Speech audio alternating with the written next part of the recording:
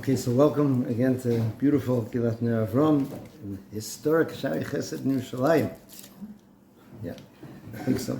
Okay, so when we come to Parshas Korach, right, there's many old jokes about Parshas Korach that it's supposed to be the favorite Parsha of Darshanim, right? Because you can always have something to say about Korach and his motivations and his midos. So they tell a joke about a certain rabbi that the only speech he had was about Korach. And he would travel around from town to town. So he would get up there and he would somehow knock his pen off the table. He says, that pen fell down just the way Korach went into the earth. Speaking of Korach, and then he would go with it. So speaking of Korach, again, there really are so many ways to understand it, and it's not simple. He's not simple.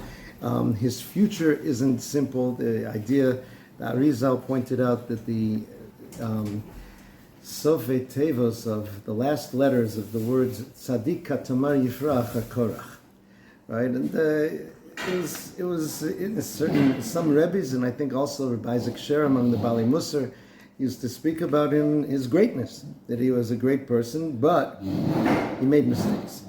But tonight we want to try to approach it in a way that the Sfas Emes called Al Pi Pshuto. Okay, in other words, he brings many things, and Al Pi Pshuto is especially important. He says, Yesh lilmod derech ish hayashar ba'avodas habore. Right, by looking at a certain pshat of the story, which doesn't mean trivializing it by any means, but it means that we have to look at a very basic lesson which is here that can help us in our avodah. This is what the Sfas Emes says in Yer Taf Reish Lamed Vav. Good evening. He says, Al Pi Pshuto, a person has to learn a straight path in serving Hashem. Here's his general rule. Kol she'oleh madrega yoter, whoever goes up to a higher level, yodea chashivus kol davar katan, knows the importance of something small. The bigger you are, the more you understand the importance of things that are small. He says, Sharei Moshe Rabbeinu olav hashalom, Moshe Rabbeinu was well above the levels of Korach, right? And his people, even though they were very big people themselves. Hevin chavivus bechinas haLeviyah. Moshe Rabbeinu understood how precious it was to be a Levi and the avodah that the Levim would do, which is what Korach had. But as Moshe Rabbeinu said to them, Hama'at mikem, is this too little for you? Right? And Moshe Rabbeinu understood that that's greatness. That's what he saw. To be a Levi, you realize what you can accomplish? It says, Vehem hitnasu, but they kind of, were arrogant. That's what Moshe Rabbeinu was telling them. Why are you kind of looking up at where you want to be and therefore looking down at where you are? Okay, that's going to be the basic theme. We fall into that trap so often. A person's supposed to want to progress, for sure. And a person's supposed to have goals, and we're always about progressing in life. But so many times, we're just looking at where we want to be, and we're devaluing what we're doing now. And what we're doing now is what Hashem gave us the opportunity to do. It can be something that's there for our whole lives, right? Meaning, I'm not a Kohen, and therefore it's foolish to spend my life in fantasies about I wish I were a Kohen and why am I not a Kohen, as opposed to doing the things that I have. But it can be there even in little things right now. There's someplace you want to go to. I want to get someplace, and you're thinking about what you're going to do there, and you pay no attention to the Avodas Hashem that's available when you're going from point A to point B. That's a part of your life as well. It's not meaningless. Say, well, what am I accomplishing? I'm riding a train from A to B. Are you not an Oved Hashem on the train? Every moment in the train, you're supposed to be deciding to do the right thing as opposed to the wrong thing. And those things are very valuable. That's what he says. The bigger a person is, the more he values something small. It's almost like that in science as well. If I show a grain of sand to a person who's ignorant, they'll say, that's a grain of sand. It's useless, it's worthless. A scientist who understands will understand that that has atoms in it that have the power to provide electricity for a whole city, or the opposite, create a bomb that can do all these things. So again, the bigger you are, the more You value the small things. So Moshe Rabbeinu was telling them that even though, I am on this level, I was up on Har Sinai 40 days, 40 nights, didn't eat, didn't drink, etc. I value very much the position of being a Levi. And he says that's the only reason why I achieved what I was able to achieve. Okay? Only a person who can achieve the small steps, right? Leon plays the guitar. I once tried to play the guitar, and I found it so boring to try and, put the fingers and to do the things. So all I wanted to do was pick it up and play nice songs. I had no patience for the other stuff. But a person who knows and understands knows that you can only get there with those things, and those things have value in and of themselves, not just as a means of getting to someplace. So he said, this comes to, in contrast to Korach and his people, you got to realize they were just dedicated. They just stepped into the job. Their desk didn't even come out of the final wrapping or whatever it is, and they're already trying to move. I don't want to be here. I want to be there. Okay, so he said that was a fatal flaw, and he says it's important for our avoda because we fall that way as well. Okay, now it's interesting. They bring in the footnotes here from the writings of another Ger Chassid of how he wrote down this lesson from the Sfas Emes. His name was Reb Elia Yaakov Alevi Fisher, and he said a little bit in Yiddish. He said the Sfas Emes said, but by Moshe Rabbeinu he says an ein hor Yiddishkeit, one hair of Yiddishkeit, one hair of Judaism was by him tayar un onashir ona erech. He said immeasurably precious. Every little thing which is there that we do in Judaism. I'm going to flesh this out more in a second. The Sfas Emes in Kitetse, right, brings a pasuk from Tillim. Tov ma'at letzadik mehamonu sha'im rabim. A little bit is good to a tzaddik, then the masses, so to speak, to many rishoyim. What's that mean? He says, Kol atzasa yetzer al yedei haribui.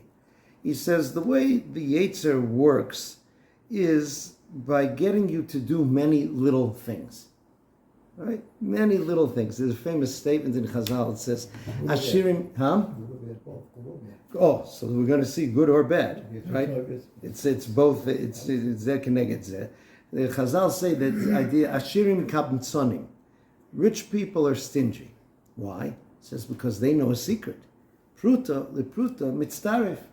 One pruta and another pruta are two prutas, and they understand the power of a pruta. Right? A person who's kind of, schlepping along, he says, all right, so this store charges, 10 shekel more for the thing. I don't want to cross the street to the other store. I'll pay it. And somehow, but this person who's wealthy says, wait a second, that's 10 shekel. 10 shekel today, 10 shekel tomorrow. You put it in, you invest it, you buy some stocks with it, do all these kind of things, and so they understand the value. So he says here, that's the famous drush of Chazal in Parshas Ekev. Ekev tishmun mitzvah shalom dosh ba'akevov. These are the mitzvahs that you trample with your heel. Like you're walking around and you don't even see them. You don't pay attention to them. The tikkun tzaddik, the way that tzaddik works, as you said, this is now on the good side. Bebechinas ma'at she'choshuv etzlo ma shezocha l'kay mitzvah yisbarach. To the tzaddik, it really doesn't matter. Big mitzvah, little mitzvah, right? Good mitzvah, everything which is something that Hashem wants is precious to him.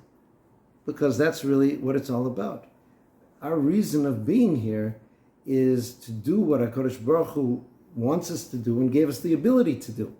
So if it's something little, that's something which is important. If it's something big, it's something important. It's certain things unify all those together. Okay? Even if it's little. And he says, and what you can do with that little, if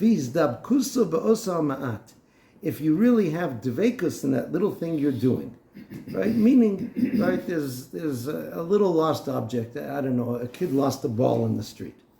And instead of walking by, you take the ball and you put up a sign, I found the ball, or something like this. And you think it's ridiculous, who cares about the ball? And the kid probably forgot about the ball, and the ball is hardly worth anything.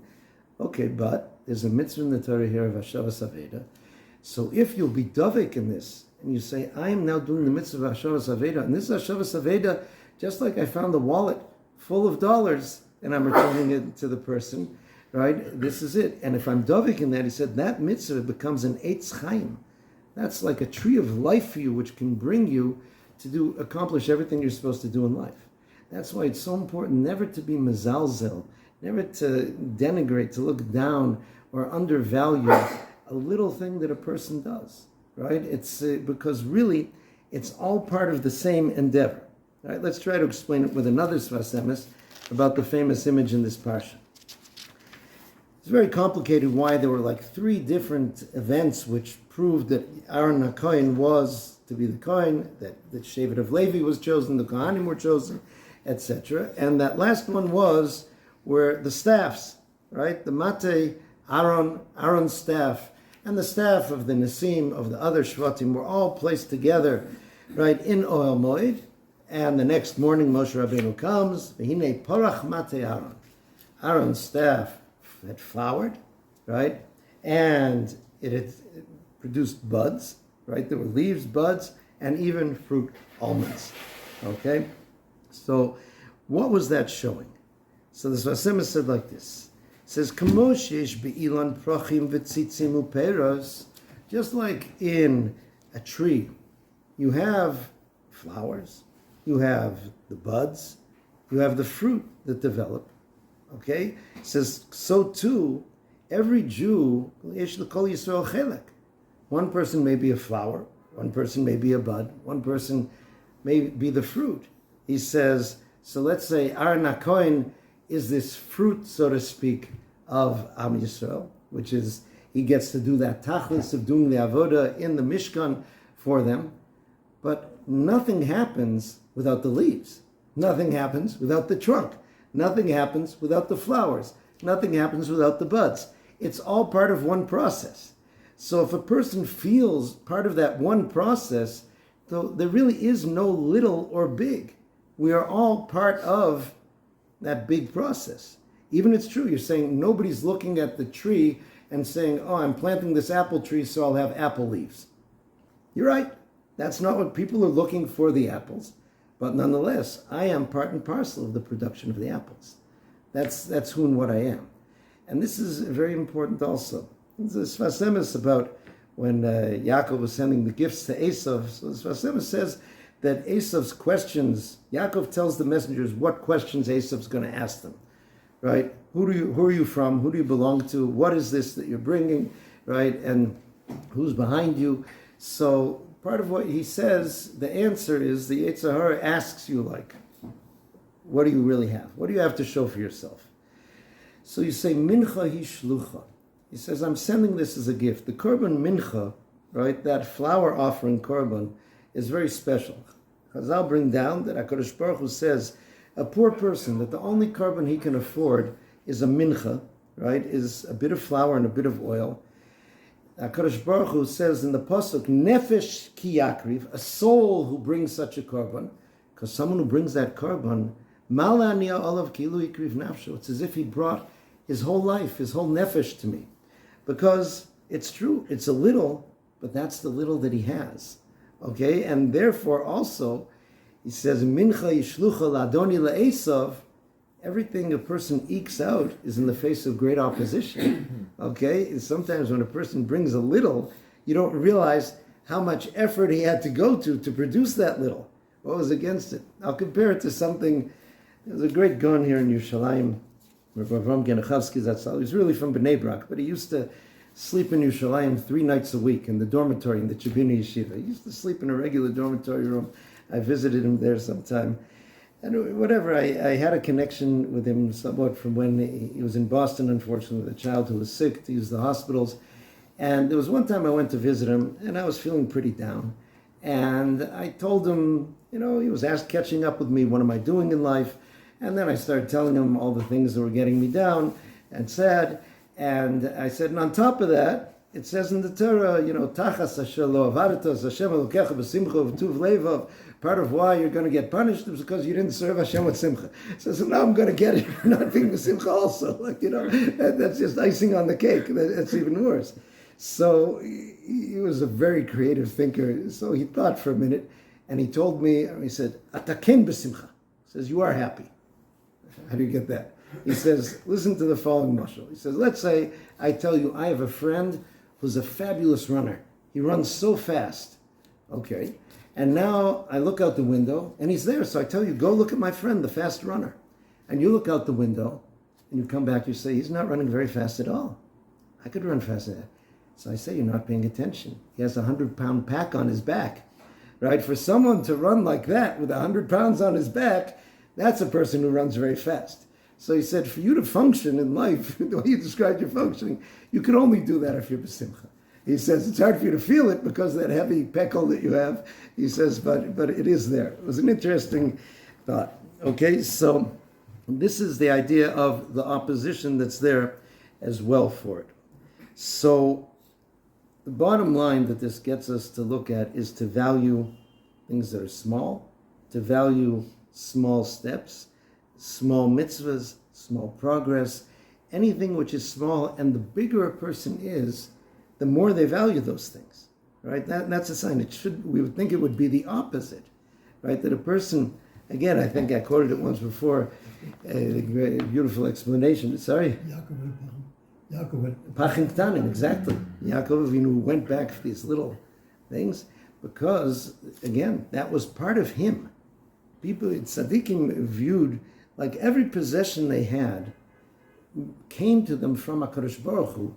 That's part of their equipment for their jobs in life, and they valued that very much. Right? A soldier, one of his duties in the army is supposed to keep track of his gear. You get punished badly certainly if you use your gun, but all other things that you lose, right? You're held accountable because the army gave you each of these things in order for you to do your mission, right? Whether it's a canteen, whether it's the boots, whether it's your belt, whatever it is. So Yaakov Avinu viewed it that way as well. Everything Hashem gave me, it didn't come to me by random. It didn't come to me just because I happened to buy it in the store. If it worked out that I have these things, these are part of who I am and what I'm supposed to be. And therefore, again, the Talmud Rebbe often gives Musar about this, that says people in our generation, we lose things, we don't even look for them, we just get another one, everything's disposable. He said he has a friend who has a mikveh in Bnei Brak, and he said a couple times a year, like he clears out all the clothes that were left in the mikveh. He says, you have trousers, shirts, so everything. I don't know how the people went home, he said, and he says, what's amazing, they don't come back. He says, it's not too hard for him to figure out, where did I leave my pants? It must have been in the mikveh, but they don't even come back for them. Okay, so that's, again, a picture of the undervaluing of those things. But it is a beautiful idea. It goes like this. I heard it just last night from Shimon Spitzer. He was quoting the Sefer the Yitav Lev, who was the Rebbe of Sigit. I think he was the grandfather of the Satmarov. And he was quoting the Kedusha slavery of Levi Yitzhak Miberditchev. There's a story in the Gemara, and the details may be slightly off because I didn't get a chance to look up. I just heard it last night. Chanina ben Dosa was walking, and it started to rain. So he davened for it to stop, and it stopped and went on. So the question is, wait a second, the Kohen Gadol on Yom Kippur says an interesting little tefillah at the end of his avodah. One of the aspects of the tefillah is that Hashem shouldn't listen to the tefillahs of the Ovrei Drachim, right, of the people that are out on the street, right? So here, Silly Schuster went out and he didn't bring an umbrella, and he didn't take a coat like his wife said, and he's getting soaked through to the skin, and Gishmei Bracha pouring down on Eretz Yisrael. And I started saying, please Hashem, stop the rain. So the Kohen Gadol already, on Yom Kippur asked Hashem, please don't listen to Schuster when he does that, right? Am Yisrael needs the rain. So why would Reb Chanina ben Dosa be listened to? So Reb Levi Yitzchak answered, you have to look at the terminology. It says that he was holech baderech. He was walking on the way, and the tefillah says not to listen to Ovrei Drachim. Ovrei Drachim is kind of what we spoke about before. Let's say I need to go to Tel Aviv for something. So it's going to take me a couple hours till I get to my destination in Tel Aviv. And the person who asked me on the way, what are you doing? Traveling to Tel Aviv. right? How long is it going to take you? 2 hours. Why so long? I can't afford a helicopter. What can I say? That's how long it takes me. He said that person is paying no attention to living his life as he's traveling those minutes from here to Tel Aviv. That's part of your life. That's part of your life of Avodas Hashem throughout. That's an Ovrei Drachim. I'm just passing through the way. I'm not involved now in anything aside from trying to get from point A to point B. In point B, I want to do something very important. Beautiful. But this is your life. And Hashem arranged for you to be here and to do these things. Holchei Drachim is a person who's walking on the road, step by step. And he realizes that every step here is something important. Every step here that I'm doing something or that I'm not doing something. I think it was Baruch Chatzkel Levenstein, I'm not sure. It was definitely about a great Torah personality that the statement he made was very surprising to hear from his mouth. He said, I love eating fleischiks. I love eating meat. I was kind of, he was a person hardly ate. They said, why? He says, because for 6 hours I get to do the mitzvah of not eating milk. Right? He says, right? In other words, he viewed that he's involved in that mitzvah as he goes. Right? If you can only pay attention to what you're doing and what you're not doing, right, during these times, you're actually serving Hashem throughout. Daily tasks that we're doing every day, right, are these things. If I'm doing something to take care of my body, so it can be v'nishmartem lo l'nafshe seichem, or it can be, like they say, giving kavod to the body. That's the house for the neshama. Some of the Bali Musar said even to greet people with a sefer panim yafos, to greet people with a good countenance, got to clean your face also. Right? In other words, you smile at somebody, if you got schmutz on your nose, it kind of spoils the effect. So that also is part of your Avodas Hashem. There are things we do every day. You're going shopping for food. Who are you going to be feeding? Whether it's yourself, whether it's your family, whether others, all these things are part of Avodas Hashem.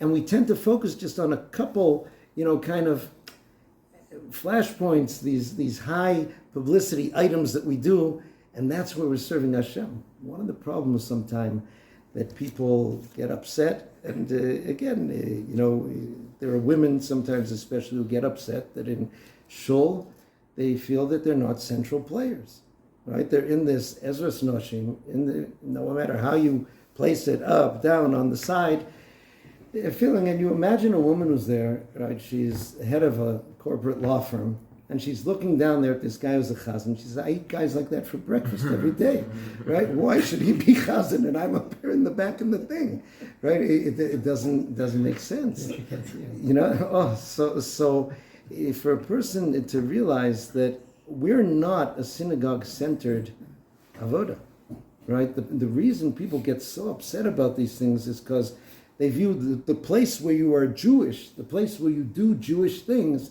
is in the synagogue. And if I am, so to speak, sidelined in the synagogue, so then you're making me a second-class Jew. The shul is just basically, we talked about it the other week, like a charging station. Right? You see now people with electric cars, they pull into these places. It's a charging station. We do important mitzvahs there. We do tefillah, but not everybody has to do tefillah in the shul, right? And those who aren't obligated to don't. But those people who are out there serving Hashem 24/7, constantly, are meant to be, right? In any way. The Torah is there throughout, and if we only open our eyes to how many mitzvahs there are, right? The way you greet a person, whether you say that Lashon Hara, you don't say that Lashon Hara, where you pay your worker on time or you don't pay your worker on time, what you do with that lost object, right? Endless, countless things that are there, even just the idea of how do I use my time with productive, positive thoughts instead of negative thoughts. All these things are there in terms of our Avodas Hashem.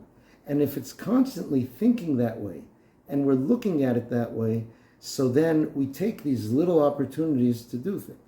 There's a famous story, one of the Bali Musar was getting on a train, right, in Russia as such, and he was getting on the train just as it was pulling out, and his shoe got caught like on the ledge of the door of the train. The shoe fell off. So in the train, he immediately takes his other shoe off and throws it out the window. So the people who are with him are like, why did you do that? He says, so that whoever finds the shoe will have a pair. He said, what good's it do for me to have one and for him to have one? Now, a person can only think that way on the spot if your mind is always running like, okay, in this moment, what does Hashem want me to do now? So then when the moment comes, that's clear to you, and it gets there. I was very impressed. The fascinating story of David Feinstein, that's Moshe's son, who passed away a couple of years ago. So he was the Rosh Yeshiva of Moshe's Yeshiva in the Lower East Side. And he had some shiurim that were really kind of open for the public. He would give a Parshas shiur on Friday.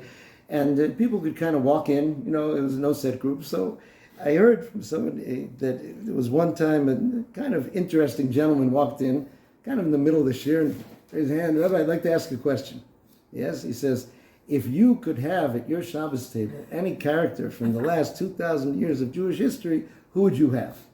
So he said, okay, well, let's hear from the people here on the table. He asked, what do you say? I would want the Rambam. He said, I want the Baal Shem Tov, I want the Vilna Gaon, etc. So finally, he says, well, Rabbi, who would you want? He says, I want the hungriest Jew, right, that could be there. Right? Meaning, he says, why does the Rambam have to come to my Shabbos table? He says, but if I have food and there's a hungry Jew, so that's who I would want to give it to. Again, a person only thinks of such an answer if he's constantly in a mode of looking, who can I give to? How can I give to them? What can be there? This is the avodah that's there. These things, we trample on them with our feet. They're small, so to speak, but they're always there.